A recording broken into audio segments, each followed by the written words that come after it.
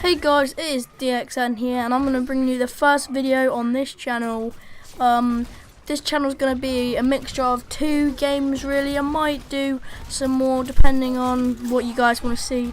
Let's start off with we're going to be doing Overwatch and GTA, so you can probably see a clip of Overwatch gameplay in the background to this video. Well, that's what I'm planning to do. Anyway, yeah, so this video is going to be 10 tips if you're just starting out playing Overwatch. You just got the game and you're thinking, oh, how am I going to do this? How am I going to progress in competitive play when you first get to rank 25 and you need to start somewhere? So these are 10 tips that I have compiled, which personally I would have wanted to know when I first started out playing. So them tips are, so tip number 1. So learn a character from every hero category. So basically there are 4 hero categories in the game. You've got attack heroes, you've got defense heroes, you've got tank heroes, and you've got support heroes. An example of an attack hero would be Soldier 76. An example of a defense hero would be Junkrat. An example of a tank hero would be Roadhog.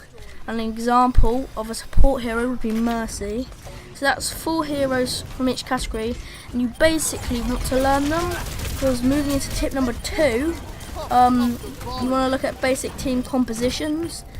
So in basic team compositions, when you're first starting out competitive, you want to look to have 1 tank, 1 healer, and some attack and defense. So you want to look out and have a variety of the different categories. Yeah, it's really important you get a healer in there, any healer really, and a tank who can just take up all the damage. And yeah, so that's tip number 2. Tip number 3 is about the game mode. So in Overwatch, there are 4 different game modes. You've got escort game mode, which is where you escort a payload across the map. You've got an assault game mode, which is where there's 2 points for you to capture. So you run to a point, you stand on it to capture it, and then you have to go to another point and capture it while the defending team is trying to stop you from capturing it. You've got a hybrid game, which is you capture a point, the other team are obviously trying to stop you doing that, then you escort a payload to wherever on the map you need to escort it, and then you've got the control maps, which are both teams are trying to get to a point, and when you've captured a point, a timer goes up in percentage, so it'll start at 0 and to 100. You need to get yours to 100 before they get there, so your percentage goes up when you are in the point. And that is tip number 3. Tip number 4. Ultimates are vital in Overwatch. They can win games, they can lose games if you don't use them properly. So don't hesitate to use your ultimate.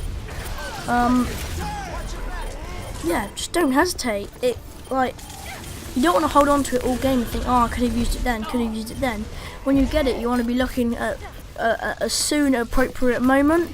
But by that, I do not mean you're getting shot down and you think, I'm going to die, and you panic and you just click the button and you ultimate on the other team and do nothing with it. So that is tip number 3. Tip number 4. You want to learn the health pack locations around the maps. So if you're playing a flanker like Genji or Tracer, and you're getting shot, you know where they are. You can just go to them, heal up, and get back into the fight. You don't need to proper study. You don't need to like write down where they are. Just kind of keep a mental note every time you heal at one. Yeah, because if you do play a Genji or Tracer, quite popular heroes, they're gonna need that a lot. And right, moving on to tip number 5. The payload. So when you're escorting a payload, it moves quicker with 3 people in it. And I thought this was a really useful tip when I was starting out at Overwatch. So I used to just leave 1 person to do it. But actually, if you get up to 3 people on it, it'll move a lot quicker, and it'll be easier for you to win the game if you're attacking. At the top of the screen there is always a little number that tells you how many people are on the payload. So if you look out for that, try and get up to 3 if you can, because that would just obviously make it move quicker. So tip number 6, listen for ultimate sounds. So you get some ultimate sounds along the way, like if oh, for example, Soldier 76 is ulting, he'll say, "I've got my eye on you." Or sometimes when Junkrat ults, he goes, "Fire in the hole." Or when Kanzo ults, he goes, in Japanese. So listen out for them sounds. You know that something's going to come, and you can prepare yourself for it. So that was tip number 6. Moving on to tip number 7.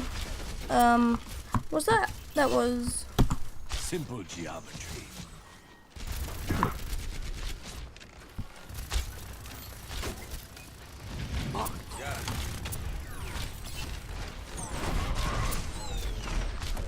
Oh, sorry. That was tip number 7. So tip number 8 is you need to learn to swap heroes when it's not working. So if you're playing competitive and your team are losing, you're getting killed all the time, and it's just not going well, you need to learn to think, my team could do with a tank, deal more damage, switch to a tank. Or if your team are just dying, you can switch to a support. Yeah, so that's also good. And people might ask you to do this, and if you do, just be nice about it, because people don't like it when people are toxic. So if someone asks you to switch and you just go like, "Oh no, I'm not switching," and swear at them, they just won't like it. So you want to just be nice in the voice comms. Yeah, so target number 9, target priority. I can't tell you how important this is in competitive. Target priority. So if you're someone like Genji and you're going into the back line, who you target first. So who you want to be targeting first are the support heroes. So the Lucios, the Mercies, the Zenyatas, all them that are keeping their team alive. And then you want to go for the squishy heroes. So the heroes which have 200 health, heroes like that. So that'll be heroes like Soldier 76, Doomfist, Reaper, Hanzo, them sort of